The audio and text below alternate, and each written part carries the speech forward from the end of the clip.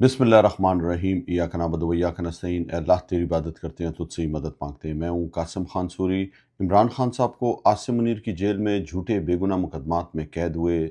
आज 1070 दिन हो चुके हैं, और बुशरा बीबी को आसिम मुनीर की जेल में झूठे बेगुनाह मुकदमात में कैद हुए 804 दिन हो चुके हैं। मुसलसल 9 माह से इमरान खान साहब को कैद तन्हाई में रखा हुआ है। उन्हें नहीं मिलने दिया जा रहा उनकी फैमिली से, वकला से और उनके निजी डॉक्टरों से। और जो मुतालबा है पाकिस्तान तहरीक इंसाफ और इमरान खान की फैमिली का कि इमरान खान साहब को शफा इंटरनेशनल हॉस्पिटल एडमिट किया जाए, उनके ज़ाती मौलजीन की निगरानी में और उनकी फैमिली के सामने उनके खून के टेस्ट हों, पता चल सके कि क्या वजह बनी जिसकी वजह से इमरान खान की आंख की 85% बिनाई ज़ाया हुई। इसी तरह बुशरा बीबी की भी आंख की सर्जरी हो चुकी है और उनको भी अस्पताल में एडमिट किया जाए। आप देखें कि ये हाल है। एक तरफ शहबाज शरीफ जो फॉर्म 47 पर जाली वोटों पर जिसको वज़ीर-ए-आज़म बनाया है, उसने जो 10 अरब रुपए का इमरान खान पर हितक के इज़्ज़त का जो केस किया हुआ है, उस केस के अंदर अब जब इमरान खान के वकील ने कहा है कि मुझे इमरान खान से मिलने नहीं दिया जा रहा और मेरी मुलाकात कराई जाए कि मैं उनसे जो है इस केस के हवाले से जो है वो बातचीत कर सकूं, लेकिन शहबाज शरीफ के वकील ने वहाँ पर जो है वो बाकायदा लिखा हुआ दिखा दिया कि शहबाज शरीफ कह रहा है कि नहीं जी, इस केस को डिले किया जा रहा है और उनसे नहीं मिलने दिया जाए। मतलब कि जो भी अहकामात हैं जेल के, उसके मुताबिक मिलने दिया जाए। तो हम सब ने देख लिया कि अडियाला जेल के अंदर जो सुप्रिटेंडेंट है और जो आईजी जेल खाना जात है पंजाब, उसको कई दफ़ा अदालत कह चुकी है कि इमरान खान साहब से मिलाया जाए, उनके वकला को जो है दस्तखत लेने की इजाज़त दी जाए। लेकिन पता है शहबाज शरीफ को कि उनको इजाज़त नहीं है, लेकिन उसके बावजूद जो है वो वहाँ पे उन्होंने लिखा हुआ दे दिया है कि नहीं जी, इस केस को बहुत अरसा हो गया, इसको लटकाया जा रहा है और इमरान खान से जो है वो मिलने की इजाज़त नहीं दी जाए और केस सुना जाए। अब आते हैं बलूचिस्तान की मौजूदा सूरत हाल की तरफ, जो इंतहाई संगीन है और दहशत गर्दी के वाक़यात बढ़ते जा रहे हैं बलूचिस्तान में। और कोई ऐसी जगह नहीं रही जहाँ पे अब आप कह सकते हैं कि हुकूमत की रिट कायम हो। सबसे पहले कोयटा शहर और उसके नज़दीकी इलाका तफरीही मुकाम हन औड़क की मैंने आपको बताया कि किस तरह वहाँ पे जो है वो दहशत गर्दी की गई, और अब जो है वो जो दहशत गर्द बंदे लेकर चले गए थे, अगवा उन्होंने कर लिया था। वहाँ के अमायदी कबायलीन ने उनके साथ बातचीत के ज़रिए, मगवियों के साथ बातचीत के ज़रिए से अपने लोगों को छुड़वाया है। और आप देखें इसके अंदर हुकूमत नाम की कोई चीज़ नहीं, कोई हुकूमत इसके अंदर शामिल नहीं हुई कि उन्होंने कोई ऑपरेशन किया होता उन मुसल्लह जत्थों के ख़िलाफ़ और वहाँ से बाजियाब कराए होते लोगों को अपनी मदद। आपके तहत हन्ना उड़क के जो कबायली रहनुमा हैं, उन्होंने ख़ुद बातचीत की और अपने बंदों को वहाँ से छुड़वा के लेके आए हैं। आप देखें कि शहबाज शरीफ कोयटा जाता है लेकिन धरने वालों के पास नहीं जाता है। इसलिए नहीं जाता है कि वहाँ पे गम और गुस्सा था, और वो लोग खुल्लम खुल्ला बोल रहे हैं कि जो मुसल्लह जत्थे पैदा किए हुए हैं, ये खुद जो है आर्मी इस्टेब्लिशमेंट की पुष्ट बनाई इनको हासिल है, और जब तक इनकी पुष्ट बनाई ख़त्म नहीं की जाएगी ये मसला ख़त्म नहीं होगा। ये जो कहते हैं कि दहशत गर्द है, कोई यहाँ पे दहशत गर्द नहीं है, ना यहाँ पे ऑपरेशन किया जाए। सिर्फ़ और सिर्फ इन मुसल्लह जत्थों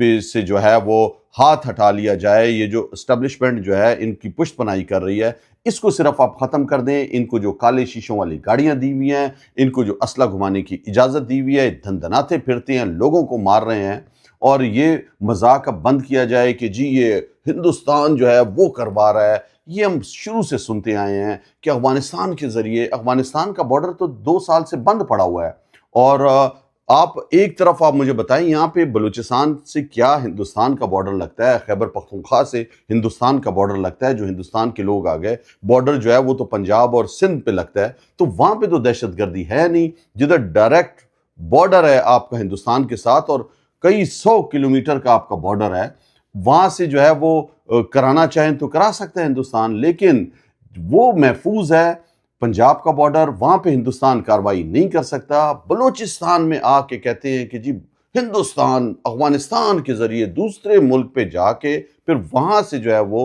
ये दहशत गर्दी कर रहा है। ये अभी चूरन नहीं बिखरा, और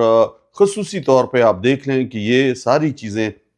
सियासी लोग भी बताते रहे, लेकिन डॉक्टर मारंग बलोच बताती रही कि किस तरह जो है पसमानदा रखा हुआ है हमारे इलाके के लोगों को। यहाँ पे गधा گھوڑا کتا اور انسان ایک جگہ جو ہے وہ پانی پی رہے ہوتے ہیں، صاف پینے کا پانی نہیں ہے، تعلیمی ادارے نہیں ہیں، انفراسٹرکچر نہیں ہے، بجلی نہیں ہے، کئی ماہ تک جو ہے وہاں پہ انٹرنیٹ بند کر دیا جاتا ہے آپریشن کے بہانے، اور لوگوں کو بالکل پسماندہ رکھا ہوا ہے، کاروبار وہاں پہ نام کی زندگی نہیں ہے، آپ کے اسکول کے ٹیچر، آپ کے پروفیسر، لیکچرر، یہ تمام کے تمام جو ہے جتنے بھی سرکاری ملازمین ہیں یہ بہت سی ڈسٹرکوں میں جانے سے گریز کرتے ہیں، اور اکثر لوگ کوئٹہ میں اپنی ٹرانسفر کراتے ہیں۔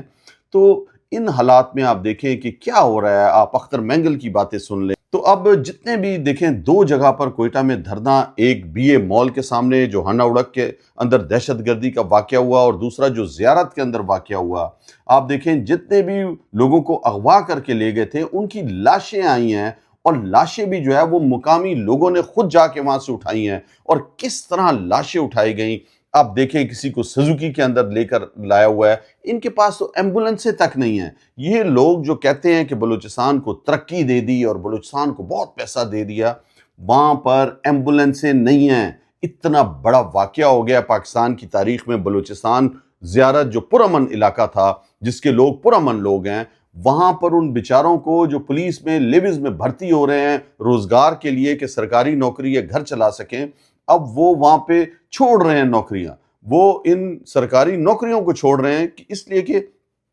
زندگی کا تحفظ نہیں ہے، وہ اپنے آپ کو نہیں بچا سکتے۔ ان کو دو جو ہے نا میگزین صرف دیے ہوتے ہیں کہ جا کے دہشت گردوں سے لڑو، 30 40 گولیوں میں، جب وہ چیختے رہتے ہیں کہ ہمیں اسلحہ فراہم کرو پیچھے سے، تو آپ کا وہاں پہ جو ایس پی آپریشن ہے یا آپ کا وہاں پر ڈی سی ہے، اے سی ہے، وہ بات ہی نہیں سنتے، وہ بیچارے وہاں پر شہید ہو گئے۔ اور آپ سوچو جن کو اغوا کر کے لے گئے ان کو یہ بازیاب بھی نہیں کرا سکے، کدھر گئے پاک فوج کا ہیلی کاپٹر، کدھر گئی ان کی انٹیلیجنس ایجنسیاں جو دنیا میں بڑی مشہور ہیں، اور پاکستان جو ہے وہ امریکہ اور ایران کے کہتا ہے کہ جی ہم ان کو جو ہے ایک ٹیبل پہ بٹھا رہے ہیں، ہم مذاکرات کرا رہے ہیں۔ تو اپنے گھر کے اندر جو ہے نا، تم پہلے تو دیکھو کہ کیا حال ہوا ہے، اپنے گھر کے اندر جو ہے وہ آپ